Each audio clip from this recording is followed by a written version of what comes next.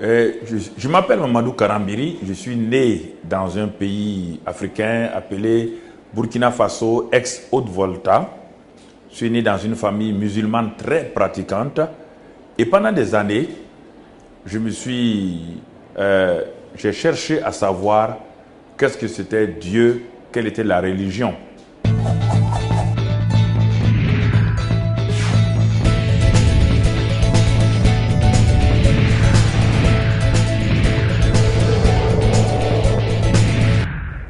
Et dans mon enfance, cette recherche m'a conduit simplement à fréquenter les églises catholiques de mon village. Et c'est là où j'ai appris pendant les messes de minuit, mais en cachette, sans que mes parents ne sachent, parce que mes parents étaient de très bons musulmans.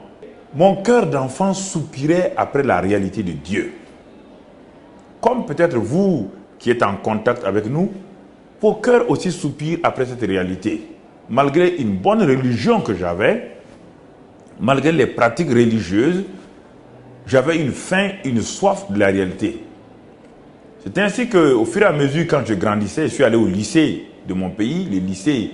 Et là, j'ai fait mes études avec un succès. J'étais aussi engagé dans l'équipe de handball et de basketball. Je faisais la musique. J'ai eu mon baccalauréat. Et après le baccalauréat, je me suis engagé, je suis allé à l'université. Et la belle vie a commencé à prendre le pas sur la pensée religieuse, la pensée spirituelle.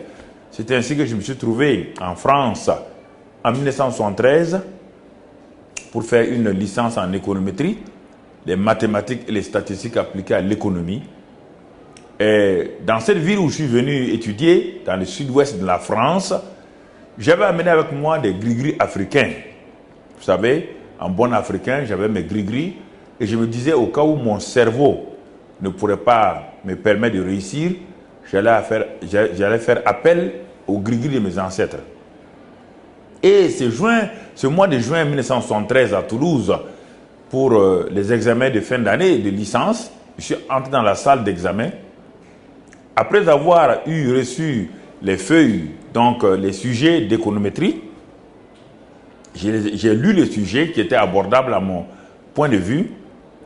Et à un moment donné, je ne sais pas pourquoi, je le comprends maintenant, j'ai défié Dieu sans aucune raison. Et j'ai dit, même si Dieu n'était pas content, moi j'allais traiter ce sujet et la semaine prochaine, je serai licencié S-économétrie. Croyez-moi, dès que j'ai dit ces paroles qui aujourd'hui sont offensantes pour Dieu, brusquement, une confusion mentale s'est imposée à moi. Et pendant 4 heures de temps, je n'ai pas compris ce qui m'arrivait. Et j'ai échoué lamentablement à ma session de juin 1973, à ma licence. Et les professeurs, les assistants me disaient, Mamadou, toi qui es un des meilleurs étudiants en économétrie, comment as-tu fait pour avoir 0,5 sur 20? Je ne comprenais rien. Je suis entré dans ma chambre d'étudiant et j'ai passé mon temps à pleurer. J'ai pleuré de toute mon âme. J'ai pleuré, j'étais humilié, j'étais bafoué dans ma personnalité, dans mon orgueil. Mais dans cette même période, des jeunes m'ont invité pour aller, des jeunes de l'Alliance biblique, le groupe biblique universitaire du moins. Ils m'ont invité plusieurs fois à l'église. J'avais refusé en leur disant que moi je suis musulman et que jamais je ne serai un chrétien.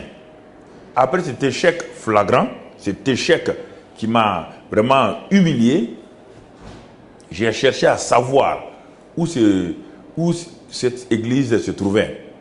Et quand enfin j'ai trouvé cette église, je suis entré dans le hall d'accueil, il n'y avait personne.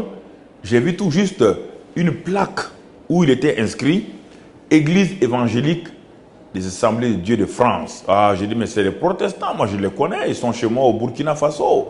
Et j'étais découragé, j'étais déçu. Pour moi, j'étais à la recherche d'une secte. Et quand j'ai fait demi-tour dans cette véranda, dans ce hall pour aller, une voix a retenti à mon oreille. Et cette oreille, c'est dans mon cœur et dans mon oreille. Cette voix dit, si tu pars, c'est la dernière fois pour toi. Alors je me suis retourné, j'ai regardé avec peur, tremblement. J'ai dit, mais qui m'a parlé? il n'y avait personne autour de moi. Alors qu'est-ce que j'ai fait? J'ai refait demi-tour. Je suis allé pousser le portail de l'église et je me suis installé là. Et c'est ainsi que j'ai entendu l'évangile cet après-midi de juin 1973. Un évangile puissant qui a révélé toute ma vie, qui s'est imposé à moi avec amour, avec compassion, avec douceur. Maintenant, un évangile qui a opéré mon âme, qui a dévoilé mon péché, mais sans me condamner. Et cet après-midi, quand ce pasteur qui est à la retraite aujourd'hui à Saint-Raphaël m'a lancé un appel, qui veut recevoir Jésus-Christ, j'ai été propulsé littéralement de ma chaise et je suis allé devant. C'est ainsi qu'en 1973, juin 1973, j'ai reçu Christ comme mon sauveur et mon Seigneur. Et cela a été un changement prodigieux dans ma vie. Alors, quelque chose de nouveau s'est passé. La Bible dit que si quelqu'un est en Christ, il est une nouvelle créature. Les choses anciennes sont passées et toutes choses sont devenues nouvelles. Et je l'ai expérimenté.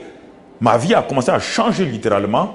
Mes pensées, mes désirs, tout ce qui était axé sur le mal en moi a commencé à changer. Et j'ai vu qu'une opération spirituelle, une opération chirurgicale spirituelle s'était imposée à moi.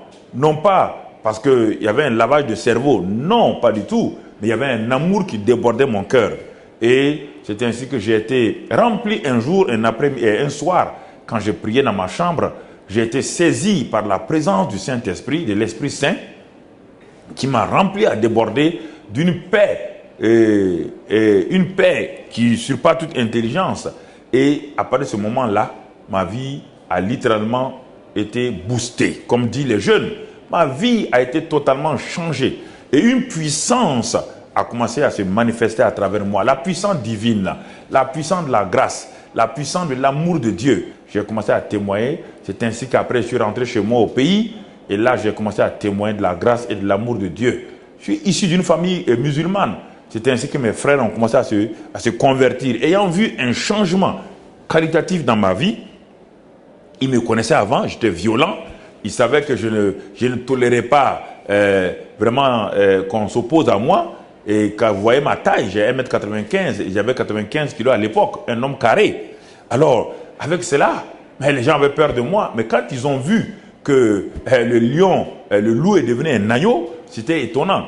À tel point que ma mère, un jour, après 7 à 8 années, sans avoir témoigné à ma mère de façon directe, elle s'est dit, mais pourquoi mon fils a changé? Elle est venue s'asseoir près de moi. Elle m'a dit, mon fils, depuis que tu es revenu de la France avec cette nouvelle religion, il y a eu un changement en toi. Même tes frères te respectent, tout le monde te respecte. Alors ma mère dit, je suis vieille, je suis assez âgée, je vais mourir. Elle m'a dit, mon fils, je vais connaître moi aussi ton Jésus. Vous voyez? Et j'ai amené ma propre mère à Jésus-Christ et la grâce de Dieu a continué à visiter ma famille. Et je me suis marié et la grâce de Dieu a commencé à se manifester dans ma famille avec mon épouse et nos enfants.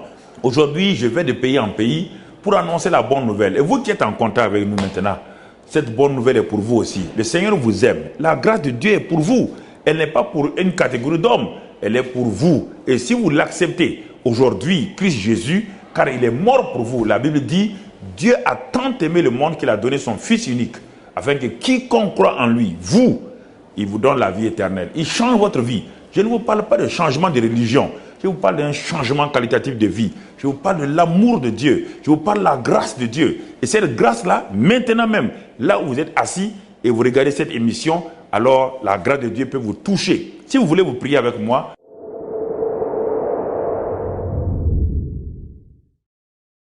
vous dites simplement, Seigneur Jésus-Christ, j'ai écouté ce témoignage, je t'ouvre mon cœur et je te reçois comme l'agneau de Dieu qui ôte les péchés. Par ton sang, purifie-moi. Je reçois de toi maintenant une vie nouvelle, un cœur nouveau. Viens dans mon cœur, Seigneur Jésus. Transforme ma vie. Et je crois que tu l'as fait. Et si vous avez fait cette prière avec moi, elle est si courte, elle semble être trop simple, mais pourtant elle est puissante. Et c'est cette prière qui m'a sauvé il y a 34 ans maintenant à Toulouse, la ville rose. Que le Seigneur vous bénisse, sa grâce soit sur vous et qu'il continue à vous visiter par son amour et sa bonté. Soyez un témoin de Christ. Nous vous aimons de l'amour de Christ. Que Dieu vous bénisse. Amen.